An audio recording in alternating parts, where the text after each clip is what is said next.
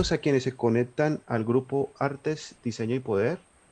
Yo soy Luis Enrique Martínez y seré el moderador de la ponencia titulada La monstruosidad de las formas en las obras de arte de Lorenzo Jaramillo y Débora Arango, a cargo de Dora, Maribel y Jacqueline Villota. Dora Villota es filósofa e historiadora de la Universidad del Cauca, magíster en Historia y docente de la Universidad Nacional Abierta de Distancia, UNAD. Sus áreas de investigación abarcan la historia social urbana, historia y filosofía del arte, e historia, imagen y patrimonio cultural. Actualmente se desempeña como investigadora independiente.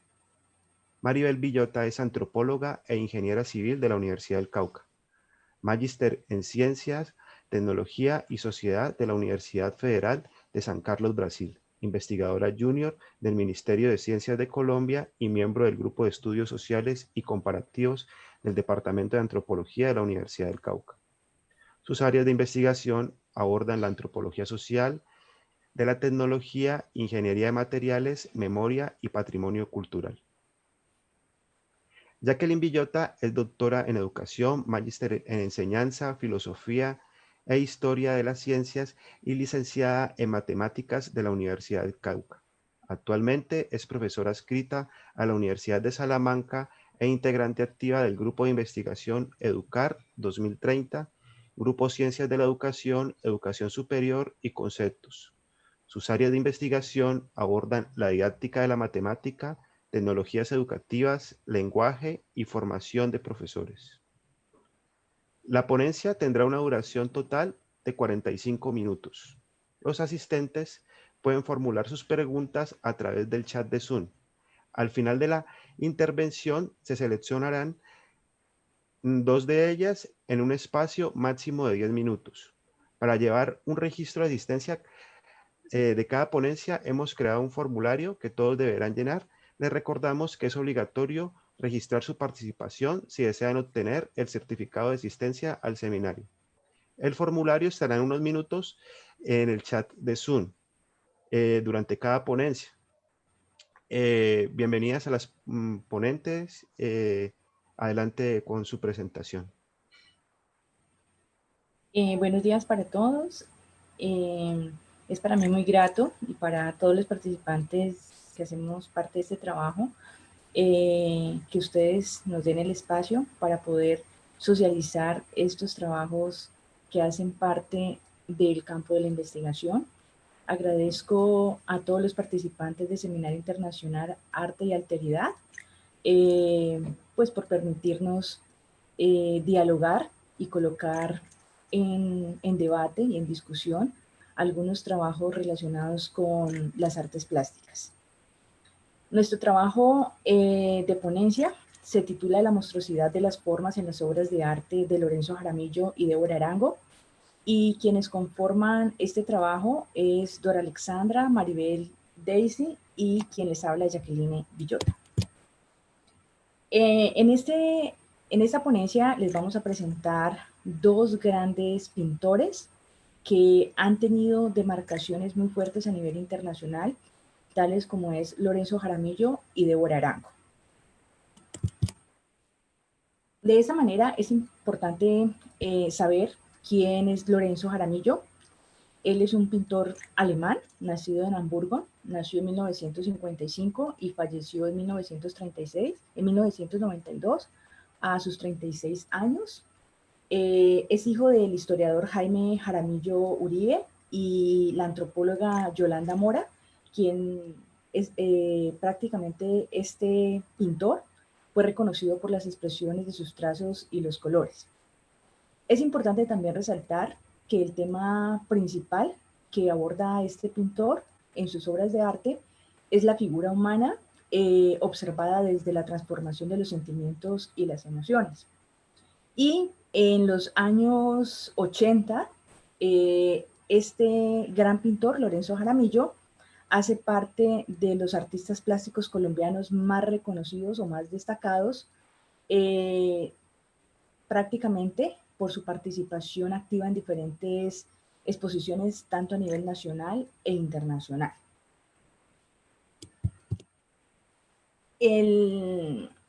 El pintor Lorenzo Jaramillo recibió una gran influencia del artista plástico hispano-colombiano llamado Juan Antonio Roda, que es uno de los mayores exponentes de la pintura colombiana a finales del siglo XX.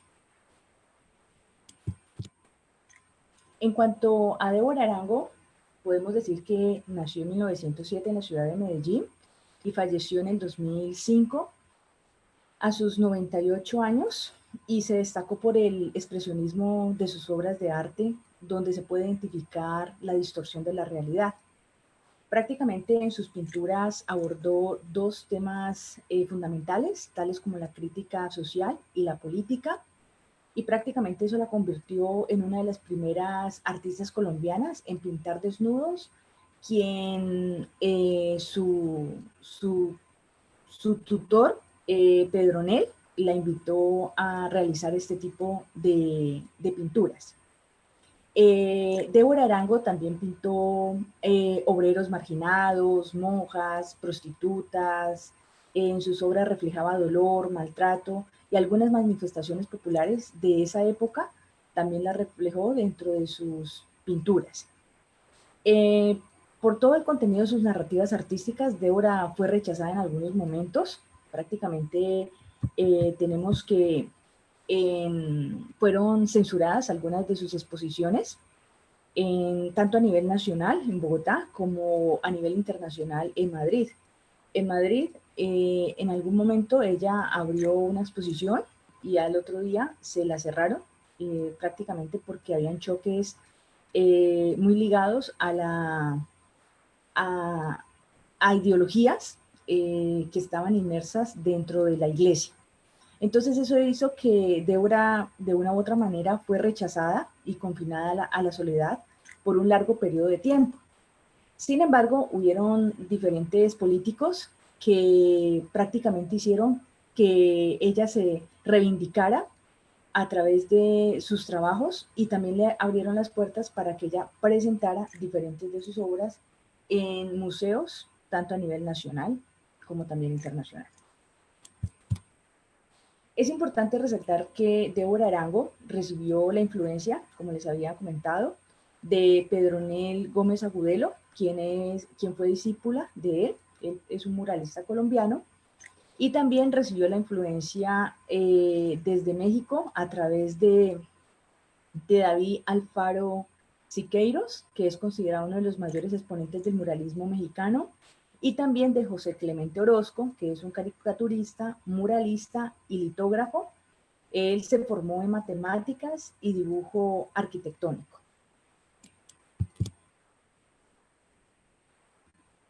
En esta parte, la profesora Alexandra nos va a hablar sobre la monstruosidad de las formas.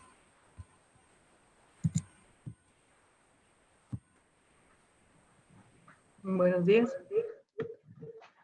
Bueno, la monstruosidad de las formas para Lorenzo Jaramillo son los sentimientos y las emociones humanas, tales como el grito, como las expresiones de embriaguez que se manifiestan en los cuadros sobre la danza y demás. Entonces, estos sentimientos y estas emociones humanas son las que alteran las figuras de los hombres, y se experimenta así una monstruosidad que es inmanente al ser. Entonces se pone así en las obras de Lorenzo Jaramillo un devenir, en marcha un devenir, ¿no? Del soñador, por ejemplo, ¿no? O del ser embriagado. Entonces es muy interesante, está ahí presente esa expresión de lo drástico, ¿no? de Lorenzo Jaramillo. Entonces, eso por esta parte. Y por otra parte, Débora Arango trata la monstruosidad de manera metafórica y también paródica, desde la alteridad, o sea, es decir, desde la otredad misma, que se aparece al ser con ciertas investiduras, ¿no? Por ejemplo, pueden ser políticas o pueden ser sociales, ¿no? Estas cargas sociales, ¿no? Y que se expresan desde ciertos ejes, ¿no? De manera hegemónica. Entonces, estas otredades están dotadas en las obras de Débora Arango de una, o sea, ella las dota a estas figuras, ¿no? Estas otredades de figuras simbólicas, ¿no? O sea, las presenta de manera zoomorfa, a través de batracios, de reptiles, de hienas, de calaveras y de aves de rapiña. Siguiente, ya que. Bueno, entonces, en este sentido, abordamos dos percepciones de la monstruosidad de estos dos artistas, y las cuales van a ser tratadas teóricamente desde un punto de vista histórico, antropológico y filosófico. Desde la historia, consideraremos los planteamientos que hace Edmundo O'Gorman sobre la monstruosidad artística, que lo lleva a considerar al arte como una belleza mítica. Entonces, esta belleza mítica va a ser para Edmundo O'Gorman por fuerza una fealdad que está presente en algunas obras de los artistas ya mencionados, como siendo la expresión y representación de lo prodigioso. Entonces, la monstruosidad va a ser para Edmundo O'Gorman una expresión de la belleza mítica desde lo prodigioso mismo. Entonces, en este sentido, rigurosamente lo monstruoso tiene un significado primario de portentoso y fundamentalmente de lo que está fuera del orden natural, o sea, de lo que no es cotidiano, de lo que no es normal. En este sentido, lo monstruoso se presenta como siendo lo heterogéneo, ¿no? E irracional, o lo que es lo mismo, un punto de vista perceptivo y crítico que se expresa como un elemento transgresor de la conciencia y por lo tanto es capaz de producir el sentimiento de lo prodigioso, del que simultáneamente, o sea, de este sentimiento de lo prodigioso se va a generar una conciencia mítica, que es la belleza mítica realmente, ¿no? Que está presente en las representaciones monstruosas de Jaramillo y de Arango también.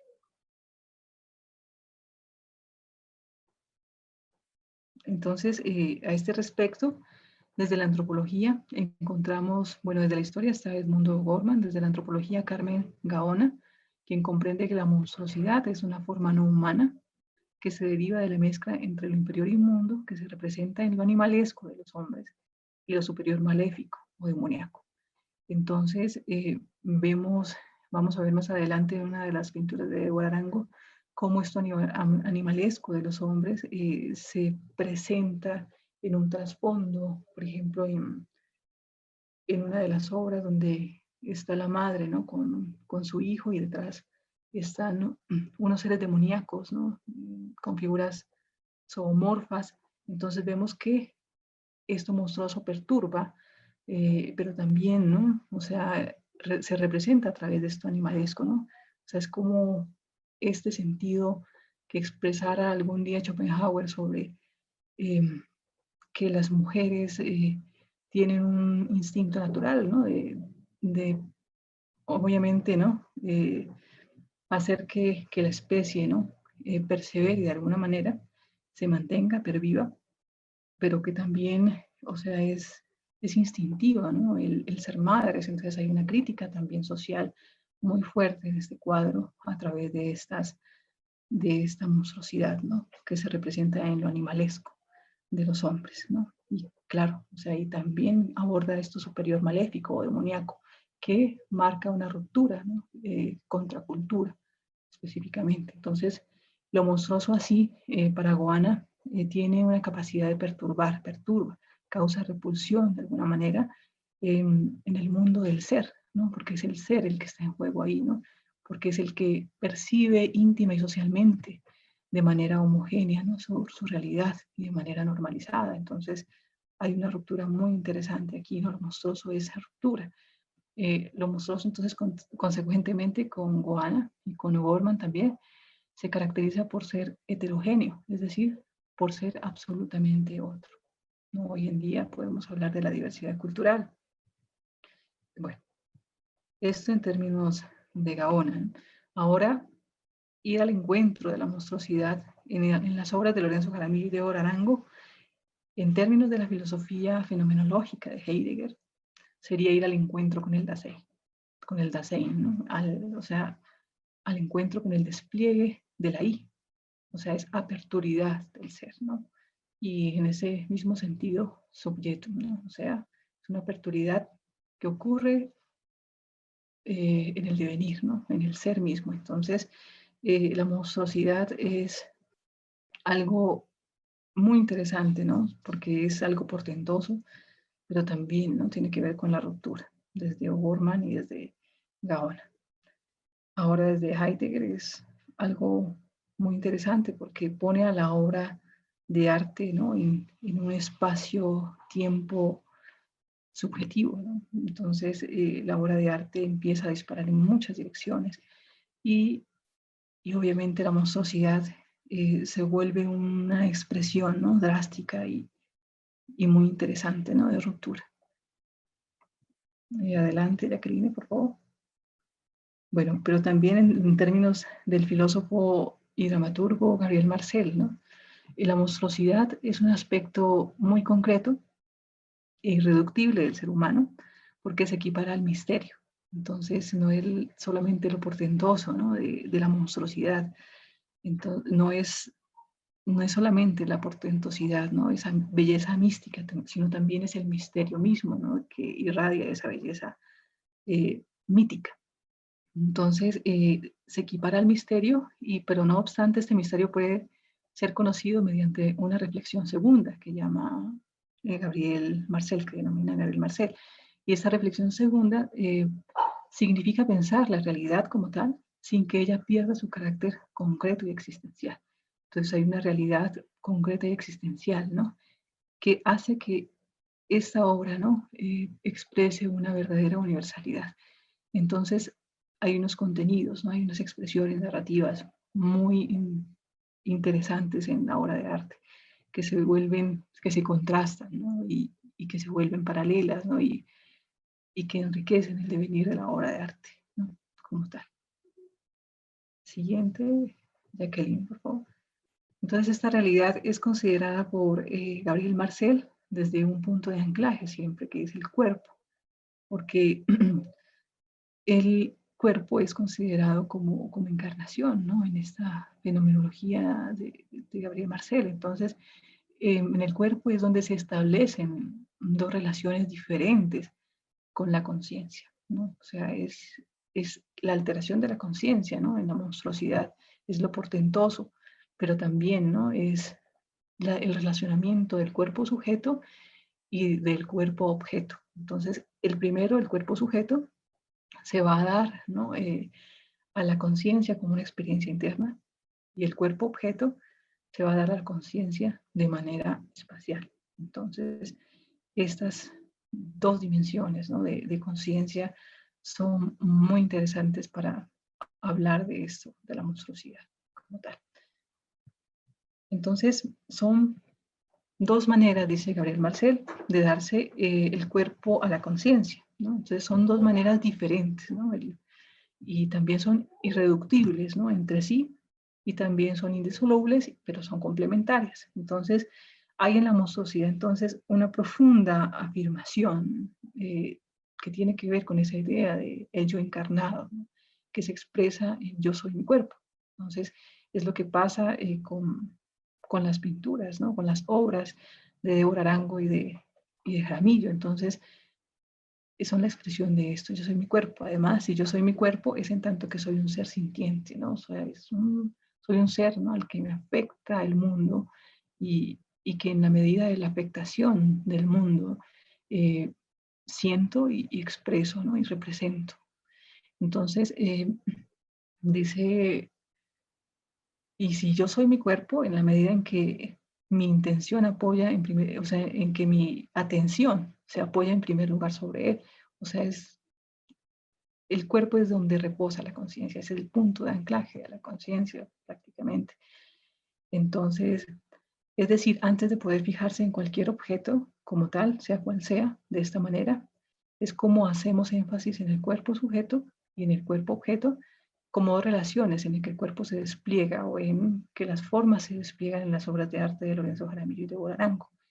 Entonces, bueno, vemos obras representativas como La República, La salida de Laureano y de Rojas, bueno, salida de Laureano y Rojas Pinilla. Entonces, vemos estas representaciones interesantes, ¿no?, donde se despliega el cuerpo del artista. Pero también este cuerpo que expresa una cierta conciencia se desdibuja, ¿no? O sea, muestra una representación paralela o alterna a esta conciencia que se vuelve de alguna manera rizomática, ¿no? Porque da lugar a muchos significados, ¿no? Agrestes, ¿no? Que hacen parte de esas expresiones drásticas que digamos que se ponen frente a una realidad impuesta o simplemente a un status quo o bueno, entonces se trata un poco de esto, ¿no? De traer estas concepciones, ¿no? Estas nociones o estos conceptos sobre la monstruosidad, desde lo portentoso como tal, desde la conciencia o, bueno, los estados, ¿no? De inconsciencia que genera la monstruosidad. Y bueno, miremos más adelante, ya que, bueno, devuélvete un poco entonces. Hablemos un poco de la otredad, ¿no? Esa otredad es una otredad histórica, heredada desde ciertas hegemonías de la historia occidental. La otredad es una expresión y fue una realidad por mucho tiempo, donde los sujetos se encontraban de alguna manera o se expresaban de una manera impuesta, ¿no? Entonces, la otredad tiene que ver con esa heterogeneidad, ¿no? Con esa heterogeneidad que representa, que puede representar la monstruosidad. Entonces, por ejemplo, cuando vinieron los conquistadores, bueno, los colonizadores también a América, resultó algo muy interesante, ¿no? Que ellos venían cargados de esa negación por la heterogeneidad en pro, ¿no? De la autoafirmación de su propia realidad y de su propio mundo. Entonces vinieron a imponerse.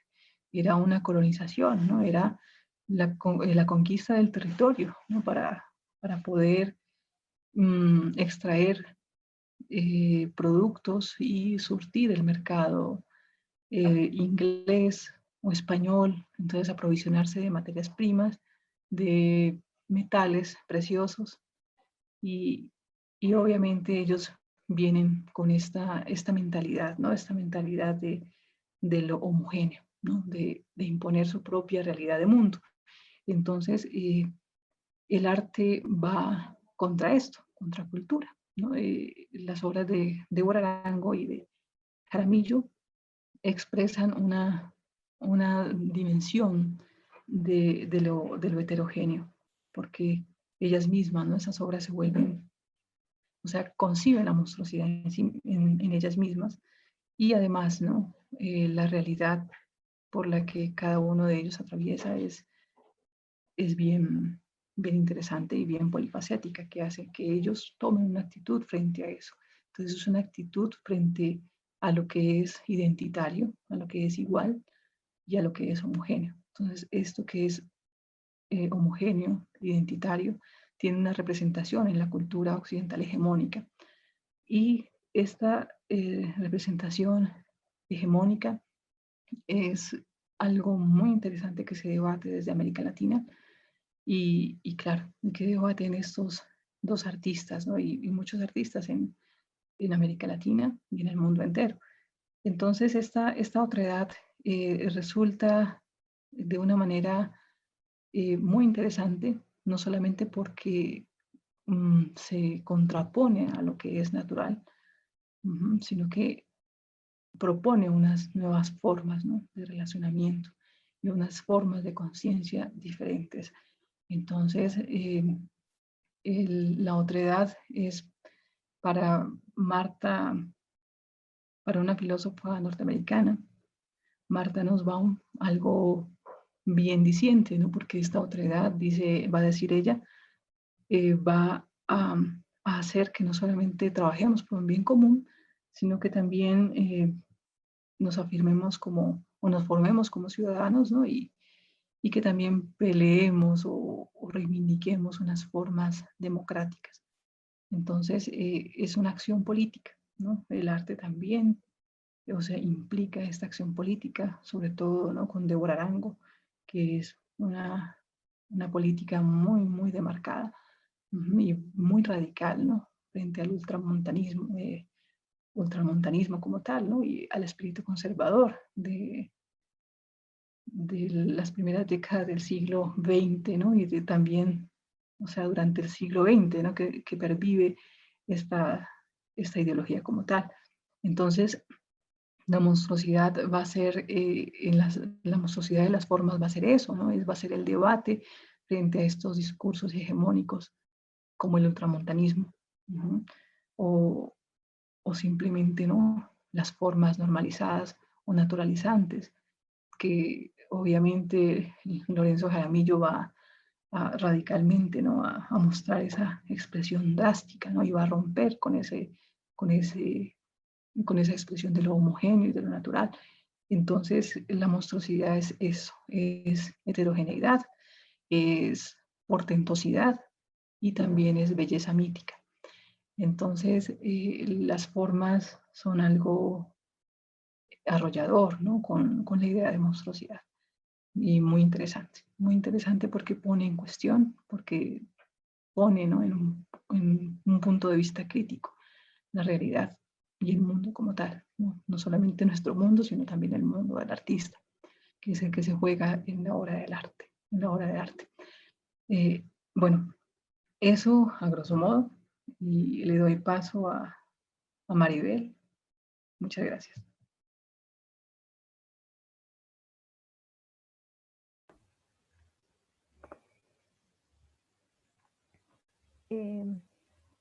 Bueno, continuando con las reflexiones sobre la monstruosidad en las obras de arte de Lorenzo Jaramillo y de Débora Arango, pues quisimos mostrarles cómo ese reflejo de esa monstruosidad puede llegar tipo a permear las obras de arte en el sentido de ser unas obras híbridas, una construcción en términos de una representación, ¿no? Espaciotemporal, donde por ejemplo para el caso de Lorenzo Jaramillo, pues primero Lorenzo Jaramillo espaciotemporalmente pues es hijo, ¿cierto?, del historiador Jaime Jaramillo Uribe, y en ese sentido pues digamos por ejemplo pues en perspectiva su realización en términos de como artista pues está dada por una gran afluencia de obras que se ven representadas por sus viajes a Europa,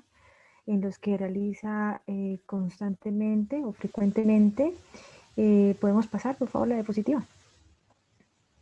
Miremos, por ejemplo, estas mujeres bailando en óleo sobre papel de Lorenzo Jaramillo en el tema de las festividades de 1980 a 1990, como por ejemplo el artista refleja, ¿no?, la imagen del cuerpo y de los rostros, que es el tema principal en sus obras de arte.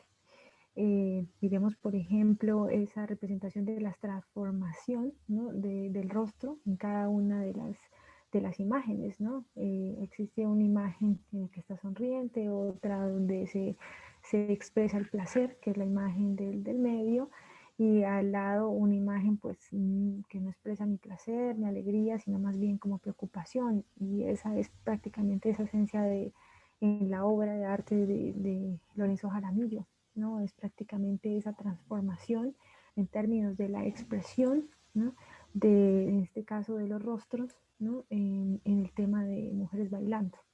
¿Podemos pasarlo, por favor? Después encontramos el tema de pues una técnica mixta sobre papel, el tema de Cristo, y es otra vez esa expresión de la corporeidad, ¿no?, que hace el artista, esa alusión, ¿no?, a lo corpóreo, pero también a lo monstruoso, ¿no?, ese acercamiento a lo divino, ¿cierto?, y a lo profano en términos de una representación, ¿no?, que es como el artista, ¿no?, percibe, ¿no?, el momento de la crucifixión de Cristo, ¿no?, y se aproxima demasiado, ¿no?, a lo profano, ¿no?, más que a lo divino, que es la imagen de un Jesucristo, ¿no?, no lacerado, no golpeado, no lastimado, ¿no? Entonces vemos, ¿no?, un Cristo totalmente, ¿no?, cercana a la idea de profano. Siguiente, por favor.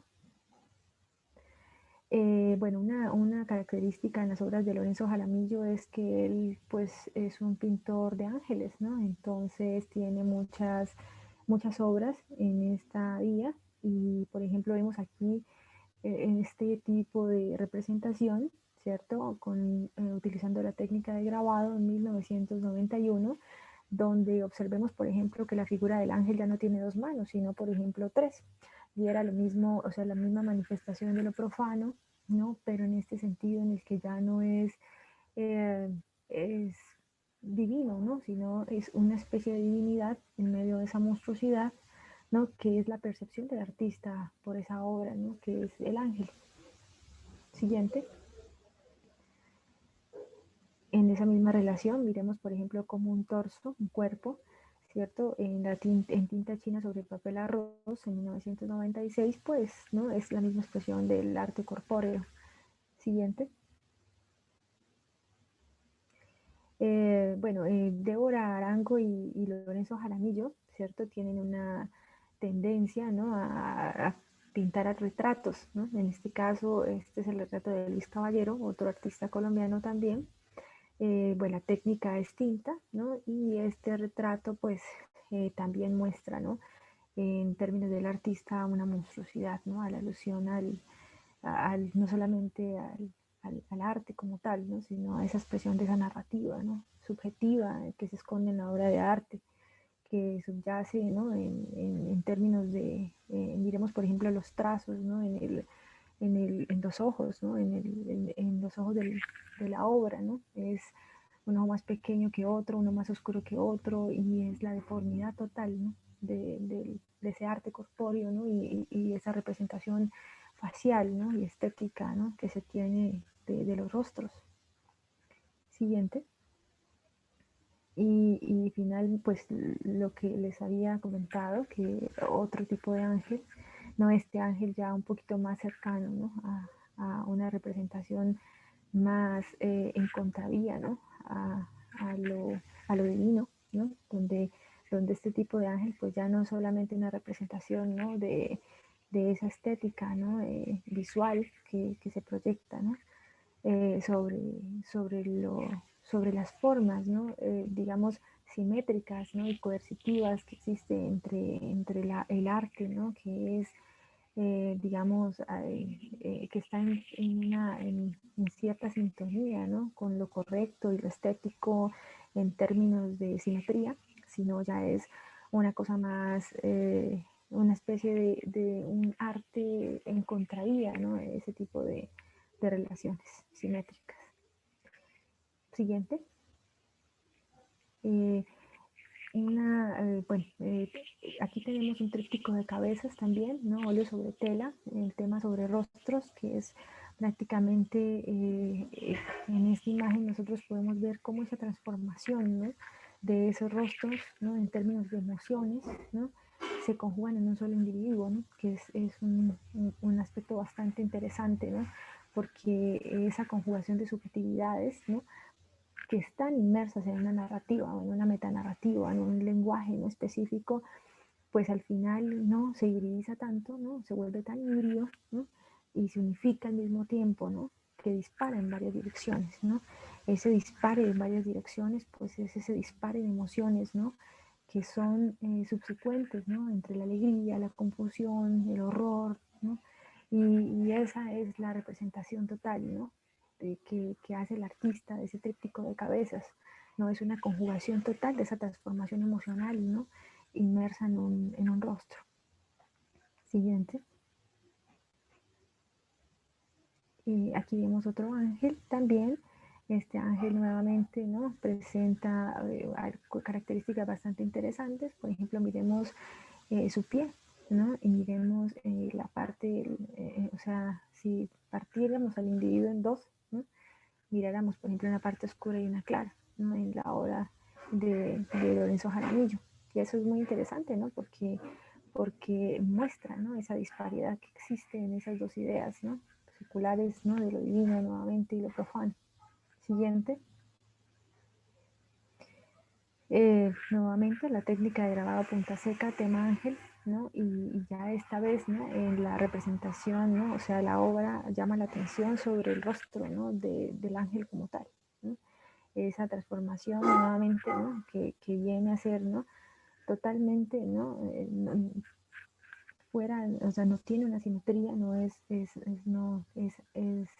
totalmente contrapuesta a las formas simétricas, y es una, ¿no?, yo diría que una apología, ¿no?, más que una representación misma, ¿no?, al tema de lo monstruoso, ¿no?, que es prácticamente, por ejemplo, miremos el muslo del ángel representado en la obra de Lorenzo Jaramillo, ¿no? Uno es más grueso que otro más delgado, que entonces la imagen, ¿no?, representa esa, o sea, va en contravía de ese estereotipo, ¿no?, del que nos hemos acostumbrado, ¿no?, a representar los ángeles, por ejemplo.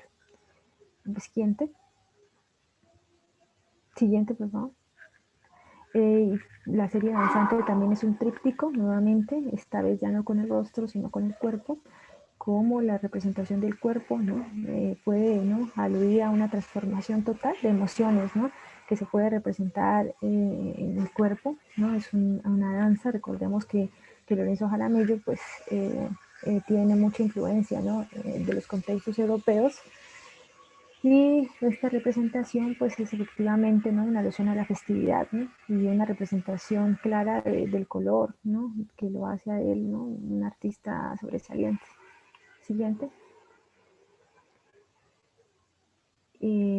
Taking hits es esta técnica también. Podemos observar las mismas cosas, ¿no?, el rostro, ¿no?, la imagen de un rostro, ¿no?, totalmente, ¿no?, envuelto en una especie de hibridación, ¿no?, una obra de arte conjugada, ¿no?, en la que se representa prácticamente, ¿no?, a un sujeto, ¿no?, inmerso en varios sujetos mismos, ¿no?, en transformación. Siguiente. Y las diablescas verdes, ¿no?, que ya finalizando ya las muestras que teníamos de Lorenzo Jaramillo para ustedes, ¿no?, muestra realmente ese tipo de monstruosidad, ¿no? Vemos, por ejemplo, cómo esas diablescas verdes, ¿no?, esas sombras también hacen parte, ¿no?, de esa conjugación de la obra, ¿no?, en términos de lo monstruoso, ¿no? Y observemos también, ¿no?, que es una narrativa, ¿no?, contrapuesta, ¿no?, a la época en términos de transgredir, ¿no?, lo divino, ¿no?, y acercarnos a lo profano de una forma, ¿no?, bien interesante, porque juega con la imagen de la mujer. Observemos, por ejemplo, los trazos finales de sus pies, ¿no?, en términos de esta obra, en las diablescas verdes, ¿no?, pues es prácticamente una pezuña, ¿no?, de caballo, y eso es bastante muy interesante porque pues recordemos que las imágenes también sobre lo que es lo diabólico, lo que es, ¿no?, lo profano, también se representa así, ¿no? Se representa como una alusión, ¿no?, al tema de lo animal, ¿no?, lo animalesco, y eso es bastante interesante porque lo vamos también a encontrar en las obras de Débora Arango.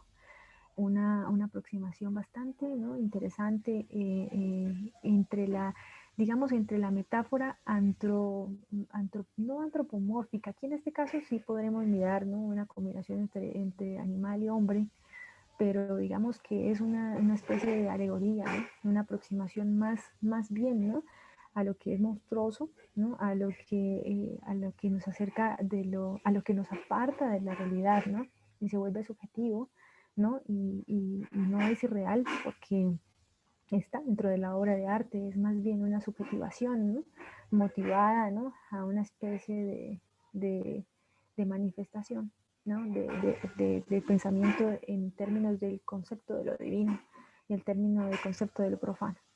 ¿Podemos pasar, por favor?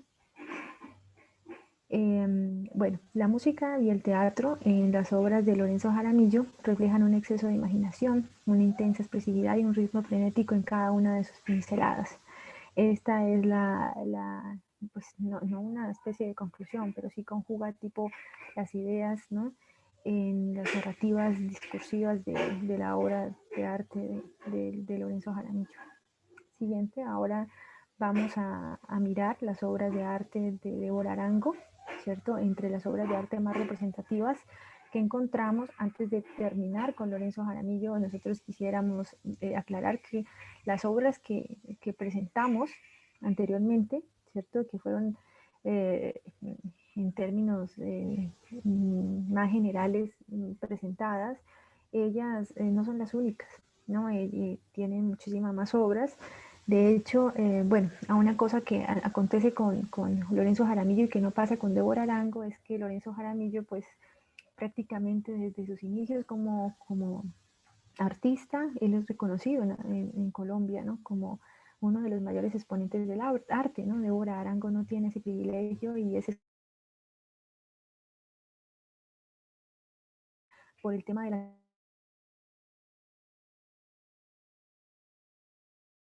desnudos, pero condenada también hablar sobre políticas gubernamentales en términos de derechos, ¿no? Y la inmersión de la mujer como tal en los espacios sociales, ¿no? Débora Arango prácticamente apartada, ¿no? De los espacios, ¿no? De reconocimiento académico, ¿no? Y artístico, ¿no? Durante más de 40 años, las obras de Débora Arango no tienen un año fijo, ¿no? Donde, por ejemplo, ella pinta una obra y la sitúa. Entonces es bastante complejo para entender y leer un artista. No es no tan sencillo, no nos podemos aproximar de una manera un poco más certera, ¿no? Como lo hacemos con Lorenzo Jaramillo. En Débora Arango sí existe unas narrativas y unas metanarrativas demasiado, ¿no? Dispares direcciones, porque esas narrativas de las obras de arte de Débora Arango, ¿no? Carecen, ¿no? De ese tipo de situarlas en un tiempo y espacio, ¿no? Particulares. Sin embargo, miraremos ahora en esas obras de arte como, por ejemplo, sí se puede, ¿no? Mirar, ¿no? Cuál es la intencionalidad del artista en esas obras de arte. Pasemos, por favor, a la siguiente. Miremos una de las obras más importantes de Débora Arango, se llama Esquizofrenia en el Manicomio, en el Museo de Arte Moderno de Medellín, la mayoría de obras, para los que estén interesados. Esta obra fue en 1940, recordemos que hasta 1940 la mujer en Colombia pues solamente tenía, digamos, había ganado el derecho a educarse en una universidad, pero no teníamos derecho. Y eso es una cuestión bastante interesante, ¿no? Porque gracias a que la mujer puede entrar, ¿no? A la universidad, pues Débora Arango se forma y a raíz de eso, después de su formación como artista, Débora Arango empieza a pintar desnudos, ¿no? Pero no solamente desnudos, sino una manifestación política una manifestación política en el tiempo, ¿no? Espacio temporal donde la mujer se acaba, ¿no? Donde lo ideal para una mujer era que ella tuviera sus hijos y un matrimonio, ¿no? Y estos temas eran tabú en la sociedad porque iban en contravía de las tradiciones, ¿no?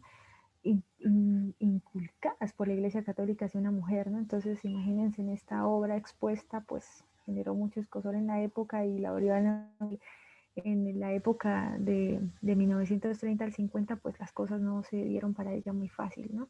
Miremos, por ejemplo, atrás de esta obra de arte, ya no tenemos mucho tiempo pues para analizar en detalle cada obra, pero miremos atrás de la obra de arte como la conjugación entre lo tradicional y lo no tradicional, ¿no? Entonces se disparador, miren atrás, por ejemplo, desnudos, ¿no? Atrás de la imagen de la esquizofrenia en el manicomio existen unos cuadros, ¿no? Donde hay desnudos, pero al mismo tiempo también unas relaciones en términos de construir una pareja, ¿no? Y la relación sobre todo de la mujer, ¿no? En la sociedad. La siguiente, por favor. No tenemos mucho tiempo. Aquí también, ¿no? En esta obra, ¿no? De Mujeres en el tenemos una mujer vigilada, ¿no? Controlada totalmente por esa imagen que está en la puerta, ¿no? Es una mujer, ¿no? Que obviamente, ¿no? Es todo el tiempo ¿no? Es todo el tiempo vigilada. La siguiente. Carlota de 30 a los 40 también es una acuarela sobre papel, ¿no? Del 30 al 40. donde muestran, por ejemplo, cómo una mujer al final, ¿no? Cómo la mujer al final, ¿no? Es una representación de esa obra, ¿no? ¿No? Que te permite pensar, miren la forma de las vestimentas, ¿no? El vestido, ¿no? De la obra como tal, ¿no? De la mujer. Siguiente, por favor. Aquí, ¿no? El desnudo, ella, ¿no? Otras obras como ella, por ejemplo, son Fine o La trata de blancas, ¿no? También acuarela, ¿no? Donde aborda el tema de la prostitución. La siguiente, por favor. Esta también está en la Red Cultural Banco de la República, es una técnica sobre lápiz, es un desnudo. Siguiente, por favor.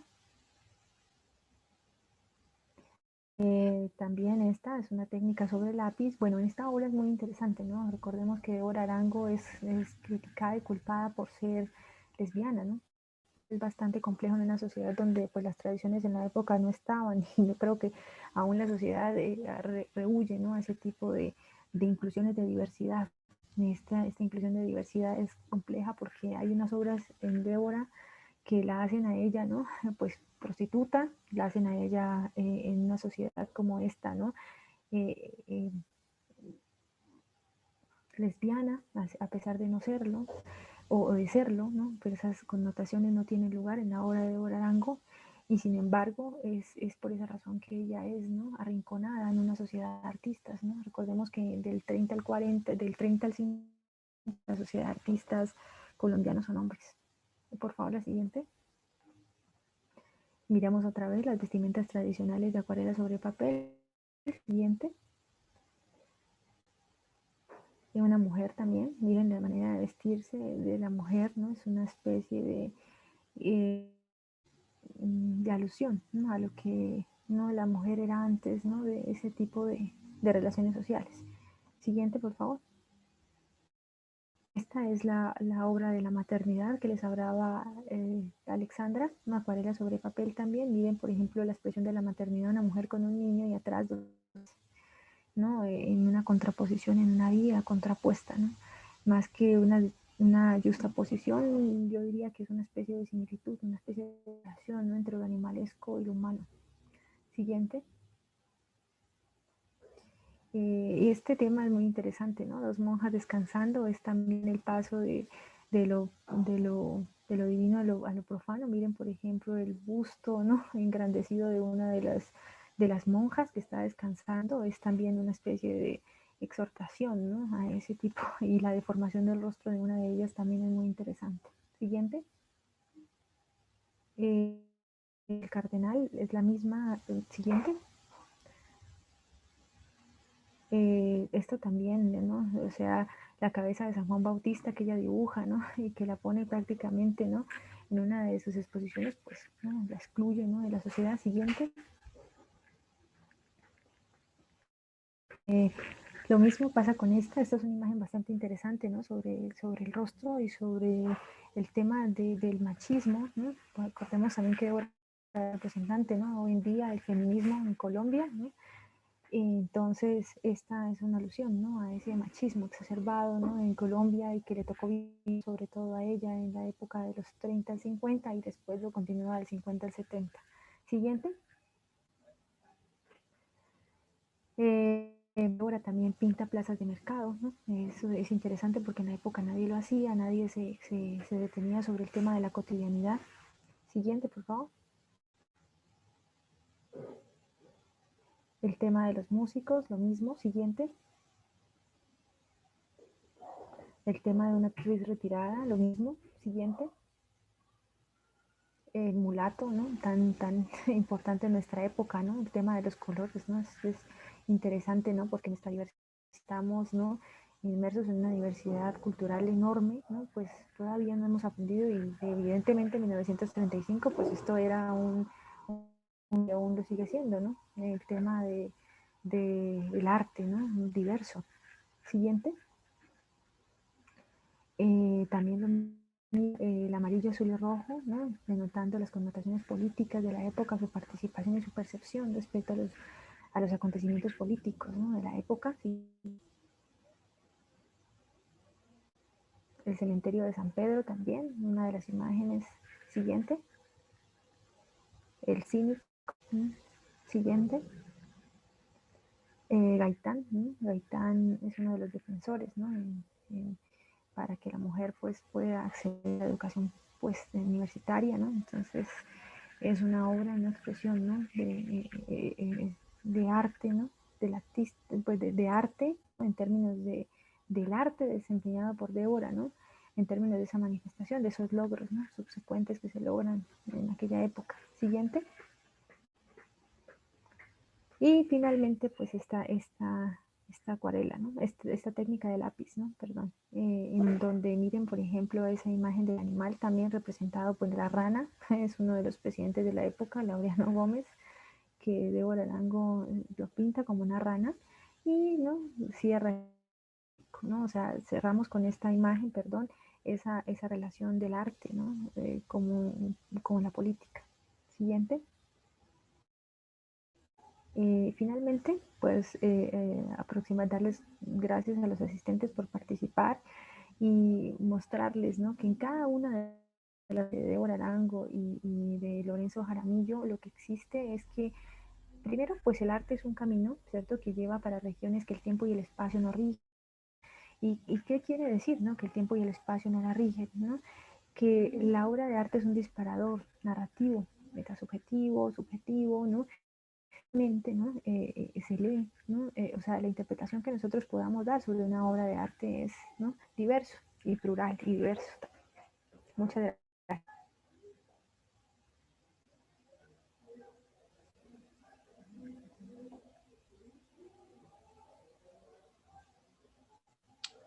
A continuación, socializaremos las preguntas que fueron seleccionadas para que las asistentes las puedan responder.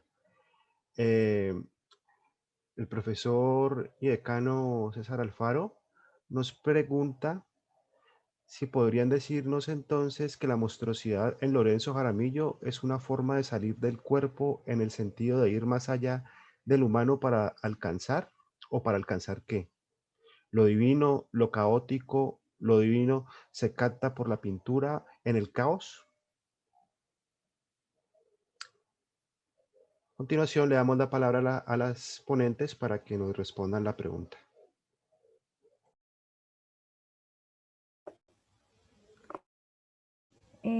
Bueno, la relación que nosotros trabajamos en el tema de monstruosidad es, bueno, primero, principalmente una obra de arte es un disparador narrativo, ¿no? Subjetivo, ¿no? En el que la visión del artista está implícito en una espacialidad y en una temporalidad subsecuente a la obra de arte. En el caso, por ejemplo, de nosotros tenemos hoy ya una manifestación política, ¿no? En términos de desnudos y también en términos de manifestaciones de dibujar a Gaitán, de dibujar, ¿no? El sapo como Laureano Gómez. Entonces, ese disparador, esa monstruosidad que nosotros queríamos mostrar y que quisimos mostrar, ¿no? Es realmente esa deformación de esa realidad, ¿no? Que a veces dispara en una dirección, ¿no? Pero realmente tiene varios disparadores, ¿no? Esa diversidad en la que Débora no es ¿no? Y evidentemente tampoco Lorenzo Jaramillo, ¿no? Que deforma las obras de arte, ¿no? Es decir, la deformación de rostros y la deformación de cuerpos, monstruosidad, ¿no? Plasmada en sí, ¿no? Con esa contraposición, ¿no? De los hechos reales que estaban viviendo cada artista, ¿no? Recordemos que para el caso de Lorenzo Jaramillo, esa deformación del cuerpo y de las formas, ¿no? No solamente del rostro, ¿no? Y del dorso, que cuando pinta, ¿no? Es una especie bueno, en portugués se dice apastarse, ¿no? Es una especie de apartarse también, ¿no? De ese tipo de emociones sobre el cuerpo, ¿no?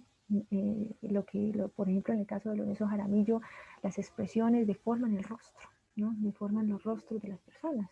Entonces la alegría, la tristeza, ¿no? Todo ese tipo de emociones, ¿no? Están transgrediendo la obra de arte y esa monstruosidad precisamente de mostrarnos que nosotros también somos monstruos, ¿no? Inmersos, ¿no? En esa manifestación artística, ¿no? Es decir, nosotros conjugamos varios seres, ¿no? Que somos híbridos por dentro, ¿no? Pero al mismo tiempo somos uno solo, ¿no? Y lo mismo pasa en la monstruosidad de la obra de arte de Débora Arango, ¿no? Es una mujer, ¿no? Excluida espacios sociales, ¿no? En el que predominan normalmente hombres, esa deformación totalmente del tema de masculinidad, pues evidentemente es esa monstruosidad, ¿no? En la obra lo refleja pintando desnudos, ¿no? Y no cualquier desnudo, ¿no? Es un desnudo a tipo una mujer, ¿no? No como la que tenemos hoy en día, ¿no? Tiene que tener, ¿no?, ciertas características para ser bella y bonita, ¿no? Que tenga que realmente seguir unos estereotipos, ¿no? Ella la pinta con cierto tipo de estereotipos y también con cierto tipo de sátira, ¿no? Política. Y esa tipo de sátira política es la apertura, ¿no? En las obras de arte, para mí, a la diversidad, ¿no? Una diversidad, una Colombia en explosión, ¿no? En el que el mulato tiene cabida, en el que el campesino tiene cabida, en el que los demás tienen cabida, y esa cabida, ¿no?, que en Colombia aún todavía estamos intentando ganar en algunos espacios sociales, pues es totalmente, ¿no? Estamos totalmente iniciando y es totalmente adversa, ¿no?, a los proyectos políticos, sociales, estéticos, ¿no?, que se encuentran en la vida real, ¿no?, a lo que nosotros queremos incluir. Nosotros queremos incluir al indígena, pero con cierto tipo de características, al afro con cierto tipo de características, y realmente todas esas características no son sino la de subsecuente, ¿no?, a un tema, ¿no?, totalmente diferente en la obra de arte, ¿no? Y a esa monstruosidad nos referimos, ¿no?, a la intromisión de esa diversidad y de esa otredad, ¿no?, pero totalmente rechazada de los espacios, ¿no?, totalmente fuera y ajena, ¿no?, a nosotros mismos, ¿no? Porque recordemos que estos, ¿no?, son del siglo XX, ¿no? Y estos artistas, pues, en esta época, ¿no?, a principios del siglo XX, pues la exclusión era muchísimo mayor que la que... Y también, no solamente mayor, sino que las manifestaciones no eran iguales, ¿no?, para un hombre y una mujer, ¿no? Y esa es, creo yo, el paralelo más relevante, ¿no?, en términos de monstruosidad. Podemos ver una monstruosidad más exacerbada en Débora Arango, ¿no?, que de pronto en Lorenzo Jaramillo, ¿no?, donde los espacios para él, ¿no?, en 1950 eran más abiertos, ¿no?, que para Débora, que fueron cerrados y fue excluida 30 o 40 años de su casa a pintar porque simplemente no encontró lugar en la sociedad colombiana de la época. A esa monstruosidad nos referimos. Por razones de tiempo y logística, lamentablemente no podemos dar espacio a otras preguntas. Con esto damos por finalizada la ponencia. Muchas gracias a las ponentes Dora, Maribel y Jacqueline Villota, y al público por habernos acompañado. Esperamos que sigan participando del seminario.